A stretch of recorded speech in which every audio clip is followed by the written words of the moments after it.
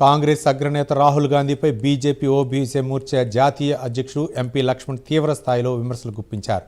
రాహుల్ గాంధీకి అంతర్జాతీయ దౌత్యంపై కనీస అవగాహన లేదని ఆరోపించారు.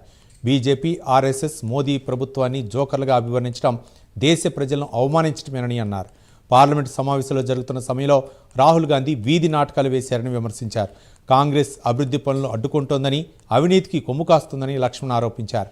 డీలిమిటేషన్, మహిళా బిల్లును కుట్రపూరితంగా అడ్డుకునేందుకు కాంగ్రెస్ ప్రయత్నించిందన్నారు.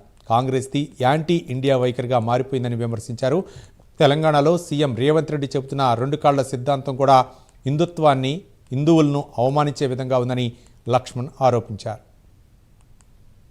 నాయకుడిగా చెప్పుకునేటువంటి రాహుల్ గాంధీ స్టేజ్ మీద ఆ వెకిలి చేష్టలతో మరొక కాంగ్రెస్ నాయకుడితో వాటేసుకొని ఏ రకంగా వారు నవ్వుకుంటున్నారో వాళ్ళని చూసి దేశ ప్రజలు నవ్వుకుంటా ఉన్నారు.